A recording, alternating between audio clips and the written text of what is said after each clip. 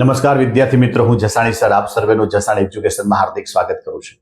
આજે આપણે standard 10th subject science and technology chapter 9th પ્રકાશ, પરાવર્તન અને વક્રીભવન, એમાં અત્યાર સુધી આપણે પ્રકાશ એટલે શું, તેનું પરાવર્તન, પરાવર્તનના નિયમો, પરાવર્તનના પ્રકારો, ગોળીય અરીસો, એમની રેખાકૃતિ અને લાસ્ટ લેક્ચરની અંદર આપણે વક્રીભવન એટલે શું, બરાબર, અને એનો વક્રીભવનાંક આ બધું આપણે આપેલું છે. આજે જે આપણે જોવું છે આ લેક્ચરની અંદર કાચના લંબઘન વડે થતું પ્રકાશનું વક્રીભવન, જેને લેટરલ શિફ્ટ પણ કહેવામાં આવે છે. જોઈએ, આપણો આજનો ટોપિક છે 9.3 કાચના લંબઘન, બરોબર છે. એમાં કાચના લંબઘન વડે થતું વક્રીભવન, પણ એ સમજતા પહેલા માધ્યમમાં મૂળ દિશાથી જે વિચલિત થાય છે એના માટેના નિયમો, જે તમારા ટેક્સ્ટબુકની અંદર નથી, સીધું લખાણ છે, આપણે એને સમજવાનો પ્રયત્ન કરીએ. આપણું મૂળ કોન્સેપ્ટ આ છે કે એક માધ્યમમાંથી બીજા માધ્યમમાં જ્યારે પ્રકાશનું કિરણ પ્રવેશે ત્યારે વિચલિત થાય છે. વિચલિત થવા માટે લંબની નજીક પણ આવે અથવા દૂર પણ જાય, તો એના માટેના કોઈ નિયમો છે.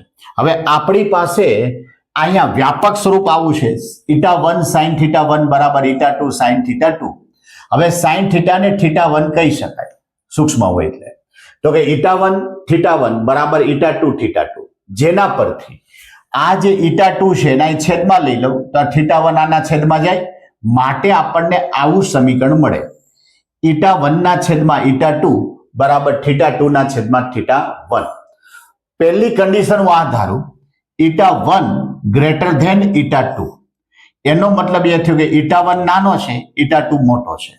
જેનું મૂલ્ય વધારે એ ઘટ, જેનું મૂલ્ય ઓછું એ પાતળું. પહેલી કન્ડિશન આ થઈ કે માધ્યમ 1 ઓછા મૂલ્યનો છે, માધ્યમ 2 વધારે મૂલ્યનો છે, તો આ પાતળું માધ્યમ છે, આ ઘટ માધ્યમ છે. તો આ જ નિયમ સામેની સાઈડ લાગુ પડ્યો, θ2 ના છેદમાં θ1, તો કે θ2 ગ્રેટર ધેન θ1, એનો મતલબ એ થયો કે θ1 નાનો છે, θ2 મોટો છે. એટલે આ વક્રીભૂત કોણ નાનો છે, આપાત કોણ મોટો છે. હવે અહીંયા જુઓ, આ ઘટ માધ્યમ, આ પાતળા માધ્યમ, જ્યારે પ્રકાશનું કિરણ પાતળા માધ્યમમાંથી ઘટ માધ્યમમાં પ્રવેશે ત્યારે આપાત કોણ કરતા વક્રીભૂત કોણ નાનો થાય, એવું આપણે સાબિત કર્યું.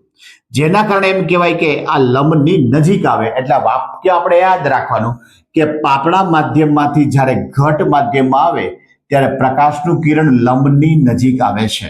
આટલું વાક્ય યાદ રાખવાનું, પણ એ સાબિત આ રીતે થાય. હવે ઊંધું વિચારો, અહીંયા θ1 ગ્રેટર ધેન θ2 આ કરી નાખો, તો જો જી આ કન્ડિશન તો આપણી હતી જ. અહીંયા θ1 મોટા, θ2 નાના, એનો મતલબ એ થયો કે માધ્યમ 1 ઘટ થઈ ગયું, માધ્યમ 2 પાતળું થઈ ગયું, તો આ પણ અહીંયા જ લાગુ પડે, θ2 ગ્રેટર ધેન θ1, એનો મતલબ એ થયો વક્રીભૂત કોણ મોટો થઈ ગયો, આપાત કોણ નાનો થઈ ગયો. તો જ્યારે પ્રકાશનું ત્રાસુ કિરણ ઘટ માધ્યમમાં હોય અને પાતળા માધ્યમમાં પ્રવેશે ત્યારે એમ કહેવાય કે આપાત કોણ કરતા વક્રીભૂત કોણ મોટો બને, માટે લંબથી દૂર જાય છે. એટલે આ વાક્ય આપણે યાદ રાખશું, ઘટ માધ્યમમાંથી જ્યારે પાતળા માધ્યમમાં જાય ત્યારે એમ કહેવાય કે એ લંબથી દૂર જાય છે. આ બે વાક્યને આધારે આપણે લેટરલ શિફ્ટ સાબિત કરવું છે. જોજી, 4 માર્કમાં પ્રશ્ન પૂછે, કાચના લંબઘન વડે થતું વક્રીભવન સમજાવો અથવા લેટરલ શિફ્ટ સમજાવો. લેટરલ શિફ્ટ એટલે કે પાર્શ્વીય સ્થળાંતર સમજાવો. જોઈએ, અહીંયા કાચનો લંબઘન ABCD છે. હવે આ રીતે રાખું એટલે ઉપર તરફ પણ હવાનું માધ્યમ, નીચે તરફ પણ હવાનું માધ્યમ, એટલે θ1 બરાબર હવાનું વક્રીભવનાંક 1 થાય. અહીંયા કાચનો વક્રીભવનાંક η એટલે 1.5, અને અહીંયા હવાનું માધ્યમ એટલે θ3 બરાબર η. હવે બે ભાગની અંદર આખો ક્વેશ્ચન સમજવો છે. ટેક્સ્ટબુક કરતા થોડું કેલ્ક્યુલેટ ટાઈપ આપણે જઈએ કે પ્રકાશનું કિરણ જ્યારે પહેલા માધ્યમમાંથી બીજા માધ્યમમાં પ્રવેશે તો પહેલું માધ્યમ હવા પાતળું છે, કાચ ઘટ છે, એટલે પાતળા માધ્યમમાંથી ઘટ માધ્યમમાં જાય એટલે લંબની નજીક આવે કે θ1 આપાત કોણ કરતા વક્રીભૂત કોણ નાનો બને. હવે ન્યા આપણે વ્યાપક સ્વરૂપ મૂકીએ. AB સપાટી માટે વ્યાપક સ્વરૂપ θ1 sin θ1 બરાબર θ2 sin θ2. ઈટા 1 એટલે 1 એટલે અહીંયા ખાલી sin θ 1 બીજું, ઈટા 2 એટલે ઈટા sin θ 2 આને કહી દીધું સમીકરણ 1. આ પહેલી સપાટી માટે પૂરું થયું. બીજી જે સપાટી છે સીડી એ કાચ અને હવાને છૂટી પાડે. પહેલું હતું એ હવા અને કાચને છૂટું પાડતું હતું. તો અહીંયા જે વક્રીભૂત કિરણ છે એ આ સપાટી માટે આપાત કિરણ બને. QR એ આપાત કિરણ છે. ઘટમાંથી શેમાં જાય? પાતળામાં, એટલે લંબની નજીક. અહીંયા જો આપણે વ્યાપક સ્વરૂપ લાગુ કરીએ તો જેનું માધ્યમ બીજું એનો ખૂણો ઈટા 3, માધ્યમ ત્રીજું ખૂણો ચોથો. ઈટા 2 એટલે ઈટા માટે sin θ 3, ઈટા sin θ 3 બરાબર અહીંયા sin θ 4 કારણ કે ઈટા 3 એટલે 1. પરંતુ અહીંયા યુગ્મ કોણની જોડ થઈ. જો આ Z બન્યો, અહીંથી અમારી પેન ફરે એ આખો Z બન્યો છે. Z ના અંદરના જે ખૂણા છે એને યુગ્મ કોણની જોડ કહેવાય. એટલે 2 અને 3 એ યુગ્મ કોણની જોડ માટે સરખા હોય. એટલે જ્યાં 3 લખ્યું છે ત્યાં મેં 2 લખી નાખ્યું. ઈટા sin θ 2 બરાબર sin θ 4. હવે એકમાં 2 ની કિંમત મૂકો અથવા તો બેને સરખાવો. તો આપણી પાસે આ બાજુ sin θ 1, આ બાજુ sin θ 4 એવું વિધું. માટે sin θ 1 બરાબર sin θ 4 માટે એમ કહેવાય કે θ 1 અને θ 4 સરખા. અહીંયા આ θ 1 અને θ 4 સરખા. જેટલા ખૂણેથી તમે આપાત કરો એટલા જ ખૂણેથી બહાર નીકળે છે આ કાચના લંબઘન વડે થતું વક્રીભવન. બરોબર. હવે આ બે સરખા તો એમ કહેવાય કે આ બે રેખાઓ સમાંતર. આ બે રેખાઓ સમાંતર. અથવા આપણે એવું સમજીએ કે કાચનો લંબઘન જો માર્ગમાં નહોતો આવ્યો તો આ સીધા માર્ગે જતું રહેત. આ સીધા માર્ગે જતું રહે. માટે આ PQ રેખા માર્ગ આવ્યો એટલે અહીંયા આવી ગઈ. આ બે કેવા છે? સમાંતર. તો એમ કહેવાય કે આ જે સ્થળાંતર થયું આને હું નામ આપી દઉં RT. આ જે સ્થળાંતર થયું એ જે સ્થળાંતર છે એને લેટરલ શિફ્ટ કહેવામાં આવે છે. તો મારે લખવું પડે કે રેખાખંડ RT જેટલું સ્થળાંતર થાય છે RT ને લેટરલ શિફ્ટ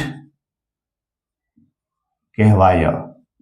લેટરલ શિફ્ટ કહેવાય. તો કાચના લંબઘન વડે થયું શું? તો કે RT જેટલું સ્થળાંતર થઈ ગયું કેતા એ પ્રકાશના કિરણનો પ્રકાશીય જે પથ હતો એ બદલી ગયો છે. એનું સ્થળાંતર થયું છે અને આ રીતનો ક્વેશ્ચન આપણને પૂછે છે. હવે આપણે તો ગુજરાતીમાં લખવું છે. તમારા ટેક્સ્ટબુકની જો શબ્દ વાપરો તો એવું કહેવાય કે કાચના લંબઘન છે એ હવા અને કાચ અને હવા એમાં પહેલી જે સપાટી છે એ હવા અને કાચને જુદું પાડે છે. માટે પાતળા માધ્યમમાંથી જો ઘટ માધ્યમમાં જાય તો લંબની નજીક. બરોબર. આવી જ રીતે સીડી સપાટી છે એ કાચ અને હવાને છૂટું પાડે. તો એમ કહેવાય કે ઘટ માધ્યમમાંથી જ્યારે પાતળા માધ્યમમાં જાય ત્યારે લંબની દૂર મુકાય છે.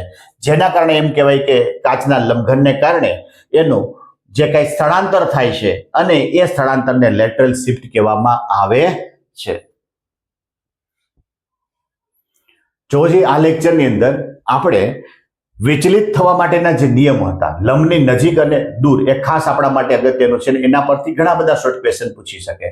સાથોસાથ એમ કહેવાય કે કાચના લંબઘન વડે થતું વક્રીભવન વધારેમાં વધારે વાર આ ક્વેશ્ચન પૂછાણો છે.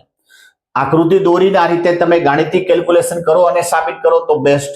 નહીતર તમારા ટેક્સ્ટબુકની અંદર જે 5 કે 6 લાઈન આપી છે બરોબર એ થિયોરી ટાઈપ આપી છે એ ટાઈપ તમે લખો તો પણ કોઈ પ્રોબ્લેમ નથી. એટલે આપણે આ લેક્ચરની અંદર એમ કહેવાય કે લેટરલ શિફ્ટ અથવા કાચના લંબઘન વડે થતું વક્રીભવન એને સમજાવવા માટેનો પ્રયત્ન આપણે કર્યો છે. આના પછીનો જે લેક્ચર છે જેની અંદર હવે આપણે લેન્સમાં જવું છે. એમાં એમ કહેવાય કે લેન્સ કોને કહેવાય? લેન્સના પ્રકાર, એમની સંજ્ઞા પદ્ધતિ, લેન્સ માટેનું સૂત્ર અને એ લેન્સના એક્ઝામ્પલ એ આપણે નેક્સ્ટ લેક્ચરની અંદર લેવાના છે. અહીંયા સમજાવવા માટે આપણી જે પેટર્ન છે પેટર્ન કેવી છે જે તે ટોપિક પ્રમાણે આપણે ચાલ્યા છીએ અને એનો ટાઈમ ડ્યુરેશન છે વધીને 5 થી એમ કહેવાય કે 10 મિનિટમાં આપણો વિડીયો પૂરો થતો હોય. એટલે જે તે વિદ્યાર્થી જે તે ટોપિક સારી રીતે સમજી શકે. જેમાં થિયરી આવશે એને લગતા એક્ઝામ્પલ હોય તો એક્ઝામ્પલ પણ આવશે.